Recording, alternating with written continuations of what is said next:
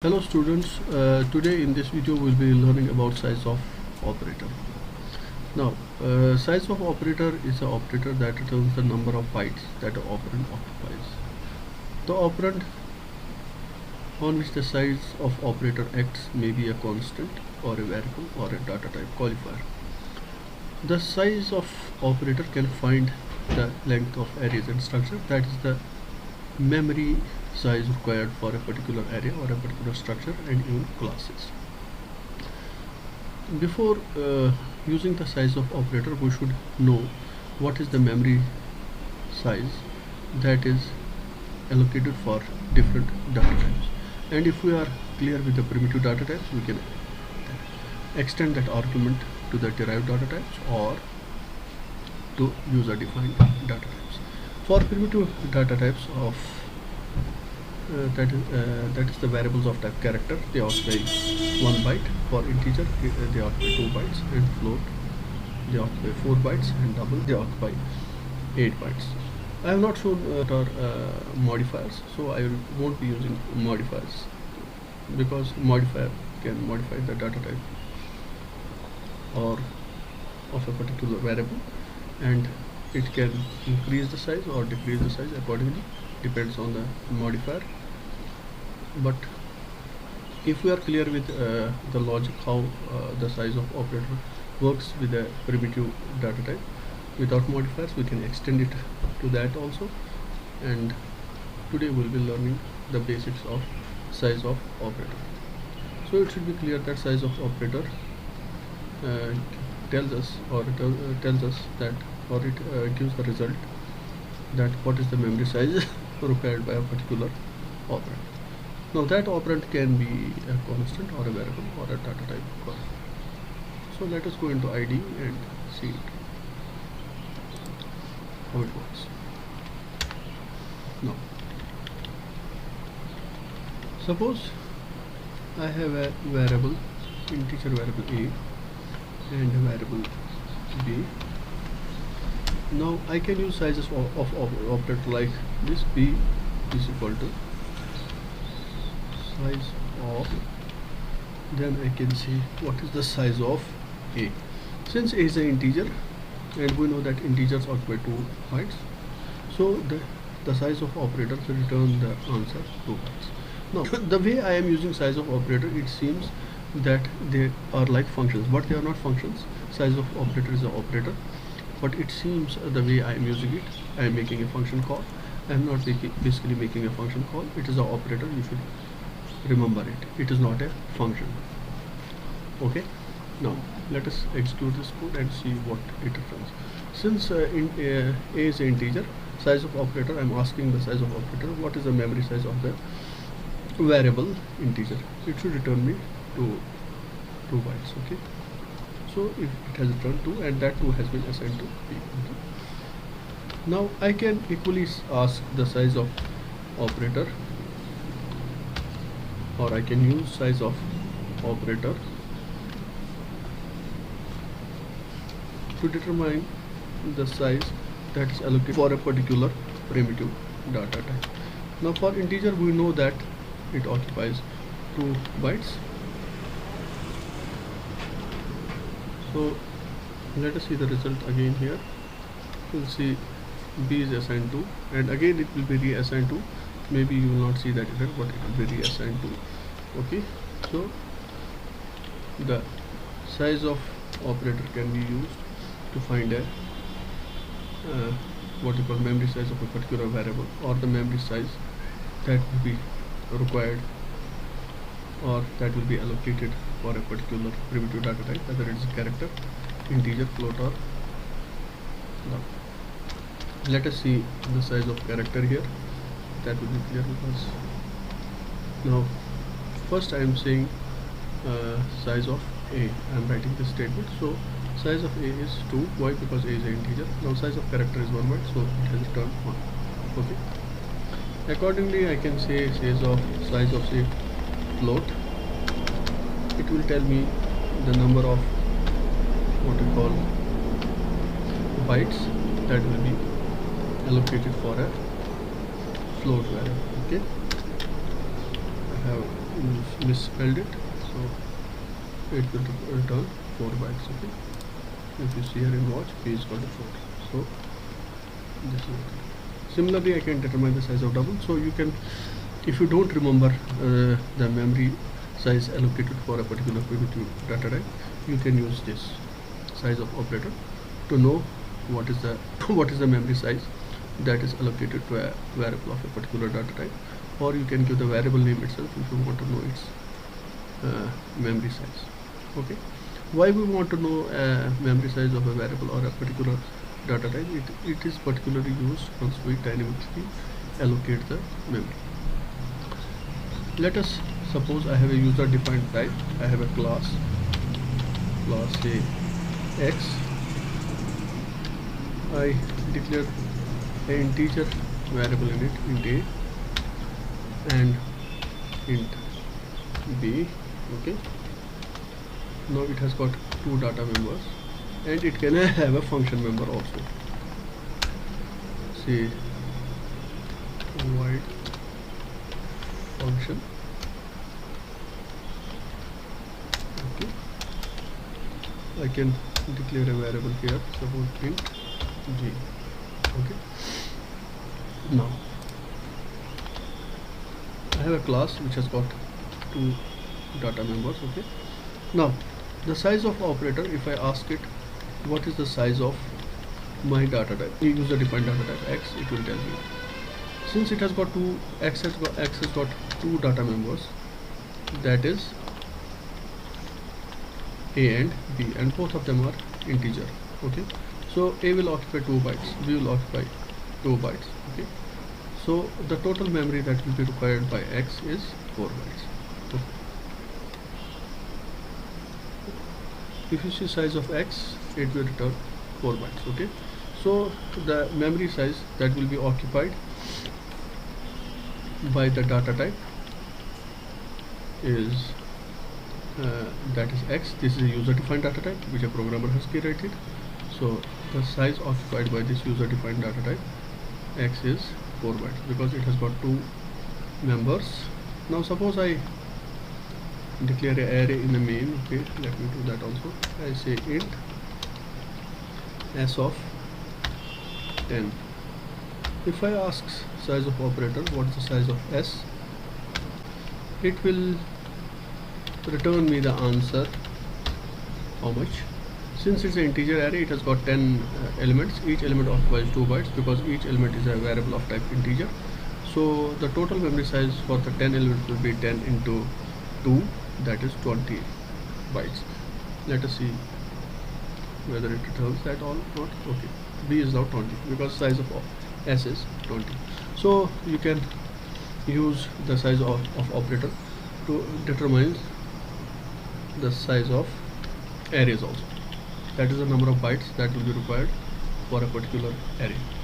Okay, so for s we have got 20 bytes. If it would have been a character array, it would have returned 10 bytes. Why? Because character array, each element is a character, and as we have seen, character requires 1 byte, so it will give the answer as 10. So b is 10 if you see in a walk window. So we can know the size of an array. We can know the size of an array is a derived data type. Now let us declare pointers, whether we can know their size or not. Int star of I. Now I is an integer pointer. Int, so you can say char star of p. Okay, or I can say float star of f. Okay, let me first see what's the size of integer pointer, how many bytes are required for integer pointer. Okay, so the answer is 2 bytes. So for integer pointer, a memory of 2 bytes is allocated. Now let me see for character pointers. Okay, if you see for character pointers, again p is a character pointer, the size is again 2 bytes, and if you see for float, it will be 2 bytes, and that is a pointer now. So here we have a difference for primitive variables of different data types. They have different memory sizes, but the pointer variables of different primitive data types, their size is same. Why? Because they hold addresses, and addresses are constant, and each memory location has got a address, suppose 10 bits. Another memory location will also have the address size as 10 bits. This is a rule. Okay, so address length is fixed. That is why the same amount of memory is allocated to the pointers of different data types. Here you should remember this is the difference. But if you use variables of what you call different data types as an argument to size of operator, it will show you different sizes for different variables. So we can determine the size of primitive data types, we can determine the size of derived data types, that is arrays and pointers. But for pointers, the size for different data types, that is the pointers with different data types, is same. Okay, that's 2 bytes. You should remember this, the technical point.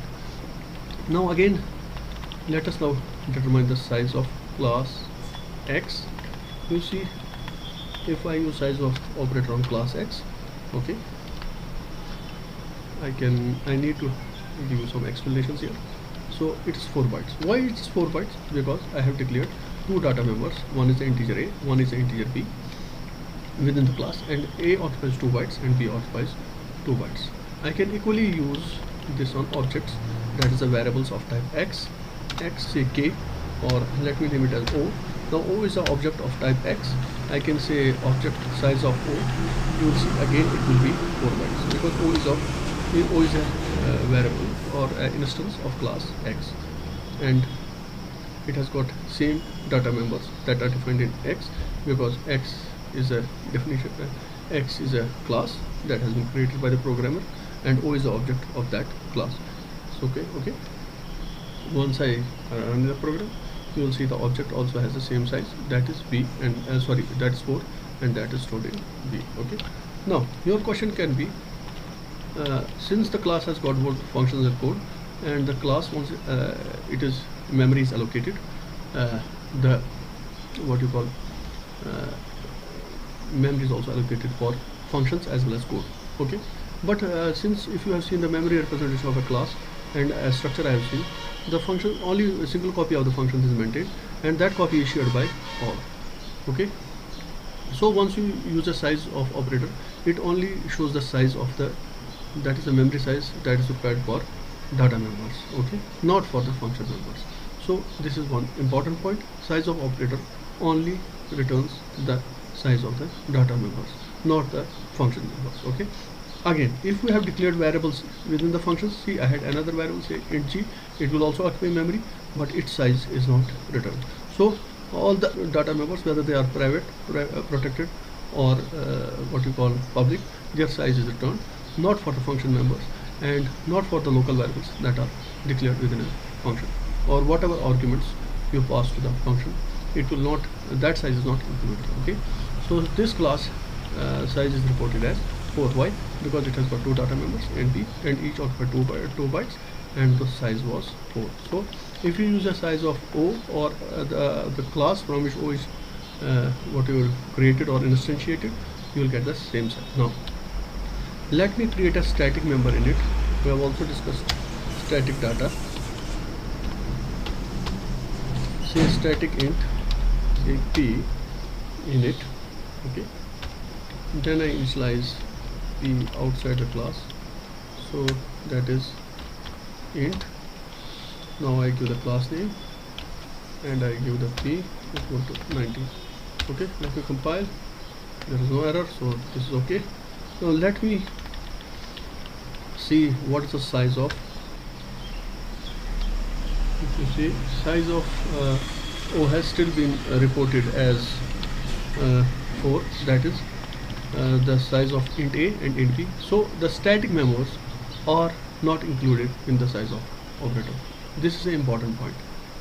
Okay, static members, if you use an object O of class X and determine its size, static members won't be included in the size.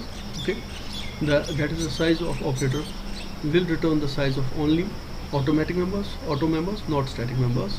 this is important, that is shared data which is shared by all the objects of a particular class, that is static data, its memory size is not included in a size of operator. This is important. Now let us see for a structure. Okay, you can have struct CG. Let us have a single member in this. Okay, say care of j of 10. So I have got a defined a structure G which does not have a function. It is possible structure can have a function or cannot have a function. That even same for the true for the class. Class can have member functions only and no data members.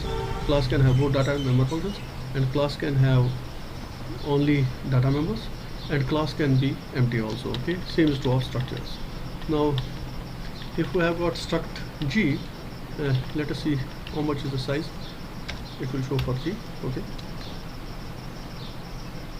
for G it has shows size as 10 again.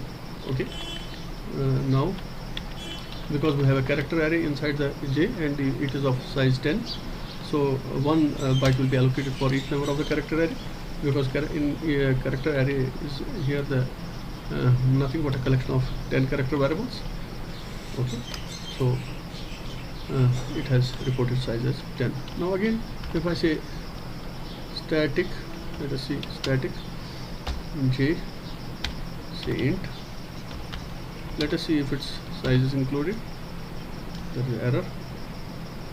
Okay, because I have multiply declared J within the same class. Two class members, within a structure, two structure members cannot have the same name. The rule. Okay, no problem. Let us run now. So how much is the size that is displayed? Is again 10.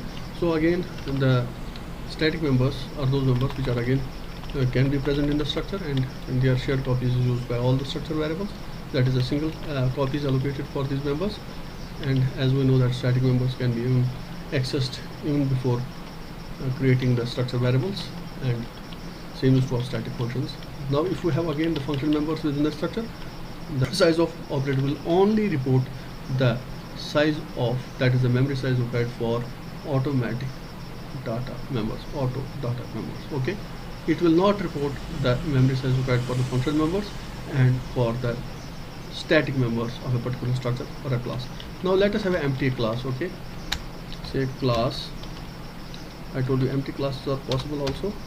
L, there is no member in this class. Now let us see what does the size of operator report the size of L. Okay, so it is 1 byte.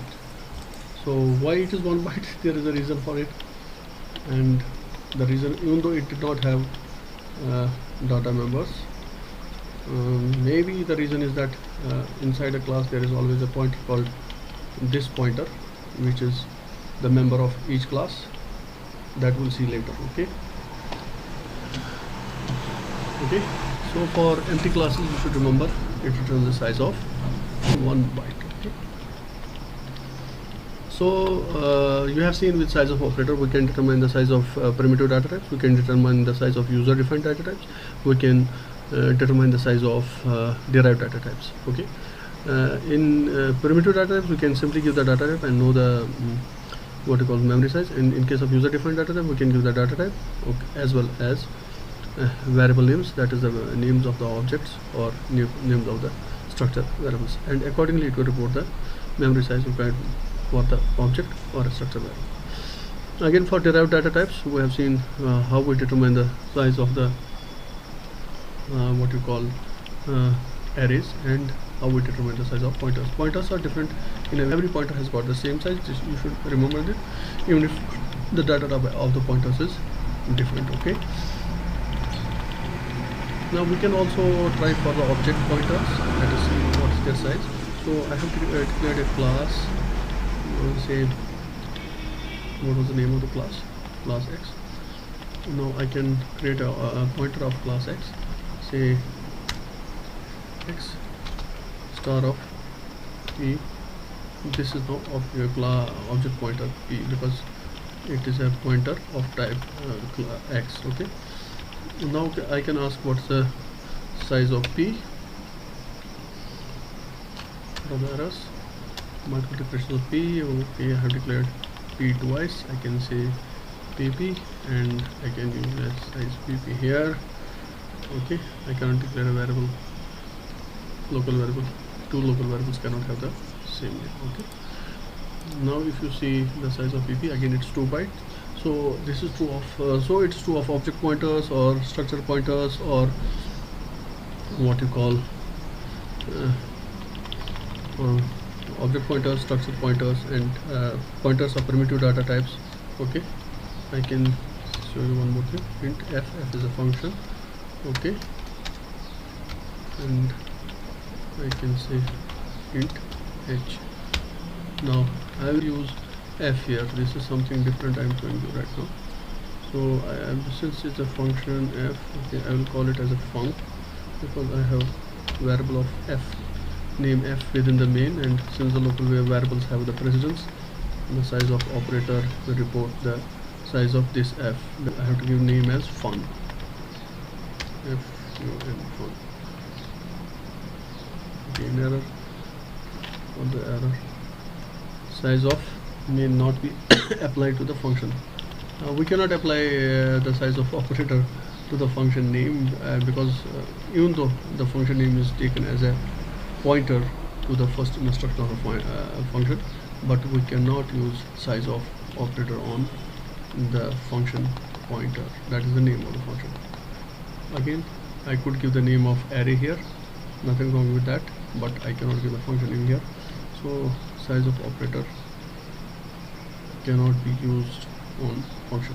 Again, you should remember that function name is a pointer to the first instruction of the function, and that is very important. Okay, now today we have learned how to use size of operator on different data types, whether it is primitive or whether it's derived, or whether it is what you call user defined type. But we have seen that in the derived data types, for all the pointers, it returns the same size, and we cannot use the size of operator on function names, even though function names are pointers to the first instructions that are contained, that is, they contain the address of the first instructions of a function. Okay, this is a bit advanced concept, that's function pointers that I'll be taking. Now we can see how to use size of operators on constants. Okay, I can say size of, say, 2, while 2 is an integer. So now we'll watch. Okay, you can see the size of integer constant is 2 bytes. Okay, we can simply say what is the size of character constants. Say character constants are always enclosed within single quotes. It should be 1 byte. Okay, so it returns 1 byte. Now let us see whether we can use string name. Strings are also constants actually. Set of characters terminated by /0. Let us see if we can use it here. Oh, we can use it. That's good. So it returns 6 bytes because each character occupies 1 byte. That is 1 byte, 2 byte, 3 bytes, 4 bytes, and 5 bytes. Why 6? Because it has also placed a /0 at the end. So as I have already told, the strings are terminated with /0. So it's 1, 2, 3, 4, 5, and one more character for a /0. Okay, that's why the size has been reported as. Now we can use it on floating point constants also. Let us see that also. 2.8. I think it will take it as a double. Okay. No, again it has reported the size as 8. This is how we use size of operator on constants, and it reports the memory size required by different constants for primitive data types, or user defined data types, or derived data types. Okay, I hope you have liked today's video. Thank you.